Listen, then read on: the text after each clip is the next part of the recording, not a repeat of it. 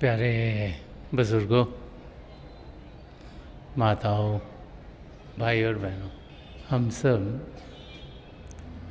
प्रभु को पाने के लिए ही इस ज़िंदगी में आते हैं। हम सब का मकसद एक ही है, चाहे हम अलग अलग घरानों में पैदा हुए हों, चाहे अलग अलग देशों में पैदा हुए हों, लेकिन हर इंसान का मकसद एक ही है। वो है अपने आप को सही रूप में जानना और पिता परमेश्वर को पाना।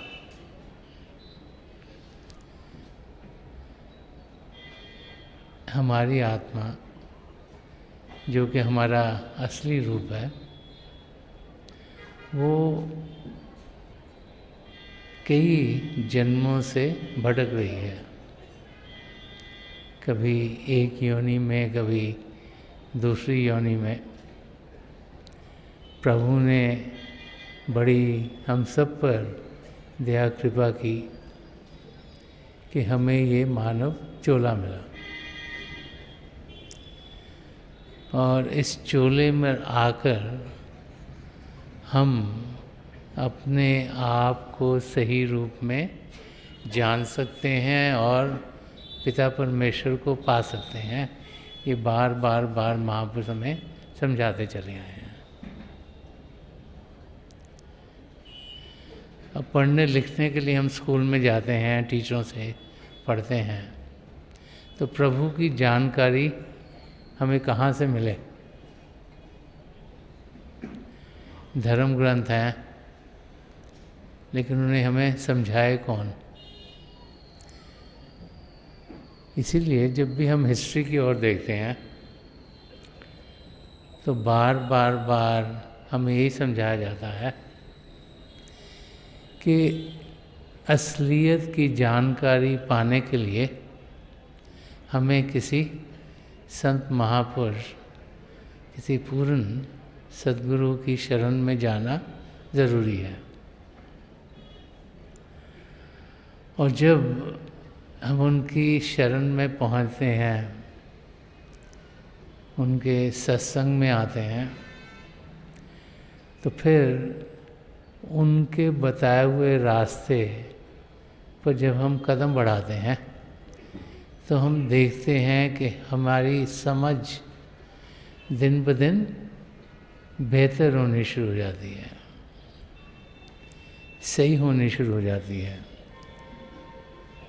हम सब जो इंसानी चोले में हैं, जो बहुत सी बार अपने आप को सिर्फ शरीर समझते हैं, हमें उनके बताए हुए रास्ते पर चलकर रूहानी अनुभवों को अपने अंदर पाकर ये अनुभव होता है कि हम शरीर नहीं, हम एक आत्मा हैं। और फिर उनकी मदद से वो आत्मा जब इस दुनिया से परे अंदर के मंडलों में प्रवेश करती है, जाना शुरू करती है, तो फिर उसे यकीन होता है कि जो आँखों से दिखता है, कानों से सुनता है, उसके आगे कुछ और भी है। और फिर जब हमारे सद्गुरु की मदद से हम अंदर के मंडलों को पार करना शुरू कर देते हैं, उनकी खूबसूरती को अनुभव करते हैं, वहाँ के आनंद को अपने अंग संग पाते हैं, तो हम कौन हैं, हम क्या हैं, ये हमारी समझ में खुद ब खुद आना शुरू हो जाता है। और हमें मदद जो कर रहे हैं वो कौन है, और वो क्या करते हैं, हमारे लिए क्या करते हैं, ये आस्ते आस्ते आस्ते हमें अनुभवों के ज़रिए समझ में आना शुरू होता है। तो संत दर्शन सिंह जी महाराज, जिन्होंने बहुत कुछ रूहानियत के बारे में लिखा है, बहुत कुछ उन्होंने समझाया कि हम इंसान कैसे हैं, क्या करते हैं, क्या हमें करना चाहिए, हमारे सद्गुरु कैसे हैं, उनकी हमें मदद क्या मिलती है, क्या करते हैं, इसके बारे में संत दर्शन सिंह जी महाराज ने फरमाया है। जब उनके लफ्ज़ों को हम समझने की कोशिश करते हैं तो फिर हमारा रिश्ता नाता अपने सद्गुरु के साथ क्या है, ये हमारे सामने खुलना शुरू होता है। भारी रूप से हम अपने सद्गुरु को एक टीचर के माफक समझते हैं, हमें समझाते हैं, रूहानियत के बारे में समझाते हैं, हम एक अच्छा इंसान बनने को कहते हैं। लेकिन उनका रूप क्या है, वो कौन है, वो यहाँ क्या करने के लिए आए हैं, ये संत दर्शन सिंह जी महाराज अपने लफ्ज़ों में खोल खोल के समझा के गए हैं। हम लोग जो सिर्फ बाहरी आँखों से ही देख पाते हैं, क्योंकि चाहे हमें नाम की देन मिली, चाहे हमारी अंदरूनी आँख खुली हो, लेकिन हम अनुभव करते नहीं, हम भजन सिमरन करते नहीं, बैठते नहीं, तो फिर अंदर की दुनिया के अनुभव क्या होंगे हमें। वो इंसान जिसकी अंदरूनी आँख खुल गई, अगर वो बैठेगा, भजन अभ्यास करेगा, तो उसकी तरक्की अंदर की दुनिया में होगी। ज़्यादा लोग करते नहीं, वो सोचते हैं कि नाम की देन मिल गई और कुछ करने की ज़रूरत नहीं, तो उनको अंदर की दुनिया के अनुभव होते नहीं। लेकिन वो इंसान जो बाकायदगी से अभ्यास करते हैं, जो सिमरन करते हैं, मन को शांत करते हैं, अंदर की दुनिया तक बढ़ते हैं, अपने सद्गुरु के नूरी स्वरूप तक पहुँचते हैं, तो फिर वो नूरी स्वरूप हमें अंदर की दुनिया में लेके जाता है और उस अंदर की दुनिया का हमें अनुभव कराता है। और बाहर की दुनिया जो कि हम जी रहे हैं, जो प्रलब्ध कर्म है, जो इस ज़िंदगी में हमने झेलने हैं, जिस करके ऊंच नीच हमारी ज़िंदगी में आती है, कभी शारीरिक तकलीफ अपने आप को, किसी नज़दीकी को, कभी फाइनेंशियल प्रॉब्लम, कभी इमोशनल स्ट्रेस, कुछ ना कुछ हर एक इंसान में उन्हीं चाचा रहता है। 75% तो वो डिपेंडेंट है कि प्रलब्ध कर्म हम कौन से अपने साथ लेके आए हैं, उनको झेलने में हमें मदद मिलती है। ये फरमाया गया कि नानक दुखिया सब संसार, कि हर एक जीव जो इस धरती पर आता है वो कर्म लेके आता है। पुराने कर्म जो हमारे हैं, जो स्टोर हाउस है, जो संचित कर्म है, उसमें से जो एक छोटा सा हिस्सा जिसे प्रलब्ध कर्म कहा गया है, फेट कर्म आज कह सकते हैं, वो हर एक के साथ जुड़े हुए हैं। और उन कर्मों को हमने झेलना है, इसीलिए इंसान दुखी रहता है, इसीलिए तकलीफ़ में रहता है, क्योंकि उसको उन कर्मों में से गुज़रना है। तो एक सद्गुरु हमारी ज़िंदगी में क्या करते हैं, उनकी ज़िंदगी कैसी है, वो संत दर्शन सिंह जी महाराज ने एक जगह फरमाया है। वो फरमा रहे कि कितने चमन खिला गई आंवला पाइयाँ मेरी, याद रहेगा 10 को मेरे जुनून का बागपन। तो संत दर्शन सिंह जी महाराज एक सद्गुरु हमारे लिए क्या करता है वो अपने लफ्ज़ों में समझा रहे हैं। फरमा रहे हैं कि कितने चमन खिला गई आबला पाइयाँ मेरी। तो फरमा रहे हैं कि जो मेरे पैरों के नीचे छाले हैं, जब छाले होते हैं तो उनमें से फिर वो पानी सा निकलना शुरू हो जाता है, यूज़ करता है। तो उन्होंने एक रेगिस्तान, डेजर्ट का सीन क्रिएट करा है। तो रेगिस्तान में क्या होता है, जो गर्मी होती है तो रेत बड़ी गर्म हो जाती है, और अगर उस रेत पे आप नंगे पैर चलोगे तो आपके पैर में छाले होंगे, तो तकलीफ़ होगी। जिनको छाले होते हैं, चाहे पैर में हो चाहे हाथ में हो, कहीं भी हो, उन्हें मालूम है कि छाले कितनी तकलीफ देते हैं। तो यहाँ संदर्शन सिंह जी महाराज समझा रहे हैं कि एक सद्गुरु की ज़िंदगी कैसी है। तो फरमा रहे हैं कि अगर रेगिस्तान में जैसे चल रहे हो और पैरों में छाले हों, तो उनसे जो पानी सा निकलता है उसे ओएसिस क्या होती हैं, जो रेगिस्तान में पानी मिलता नहीं, तो वहाँ पे कहीं पर भी पानी मिले तो इंसान की जो थर्स्ट है वो मिट जाती है। तो वो एग्ज़ाम्पल लेके समझा रहे हैं कि कितने चमन खिला गई,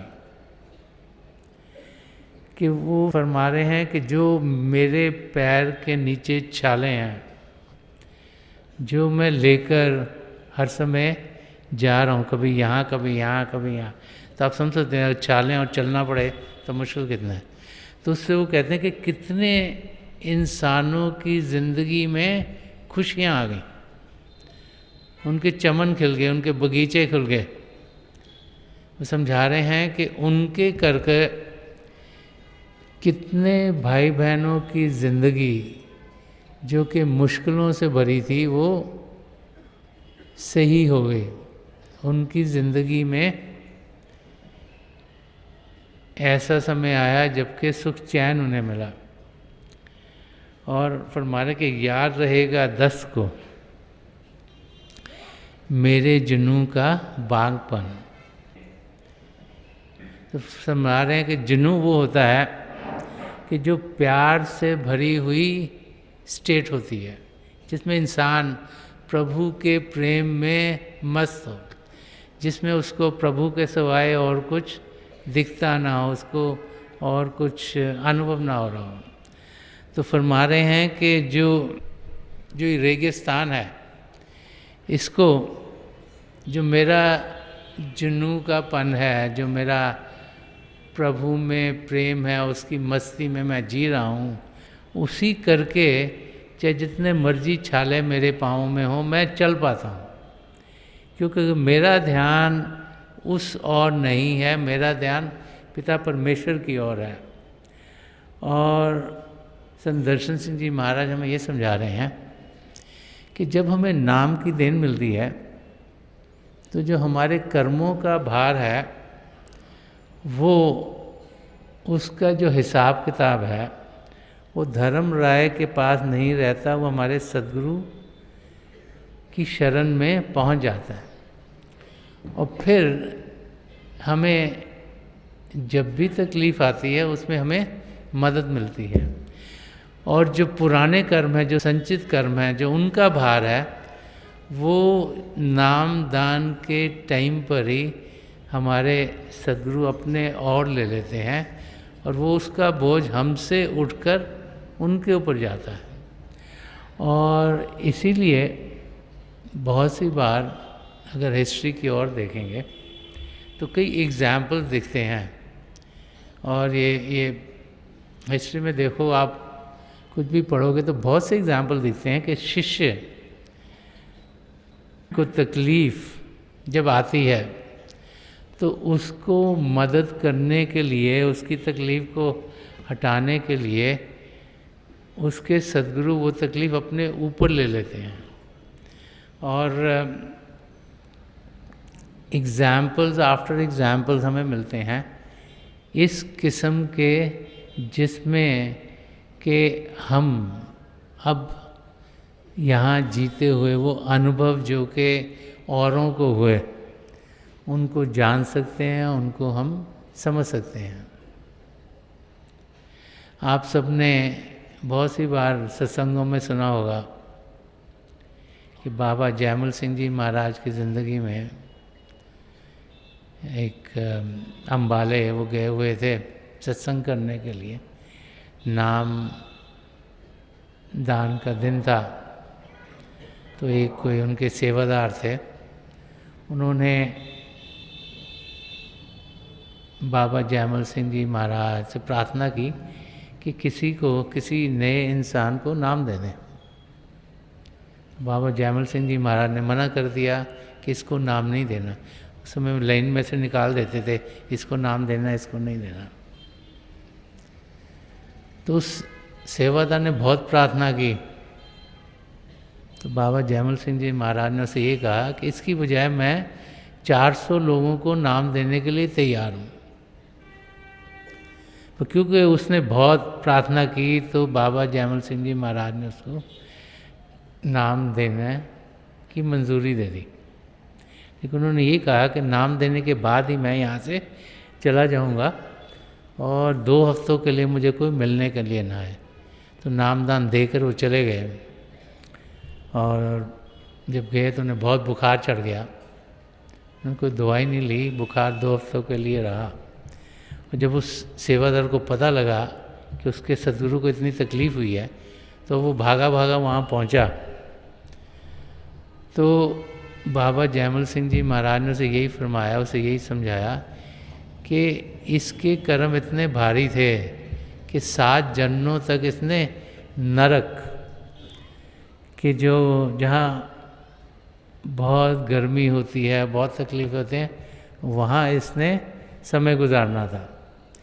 तो कई एग्जाम्पल्स मिलते हैं कि कैसे हमारे सद्गुरु हमारे कर्मों को लेते हैं और शारीरिक रूप से उन्हें झेल पाते हैं।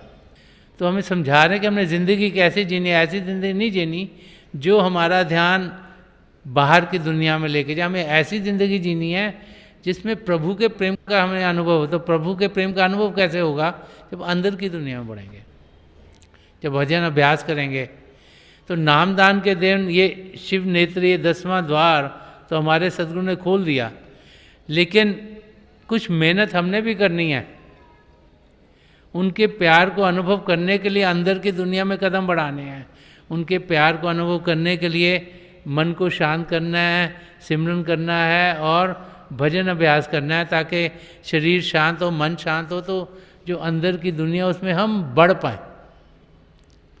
तो बार बार महापुरुष हमें समझाते हैं कि हम इस धरती पर अपने आप को जानने के लिए, पिता परमेश्वर को पाने के लिए आए हैं। हम सब प्रभु को पा सकते हैं, हमें सिर्फ अंदर की दुनिया में बढ़ना है।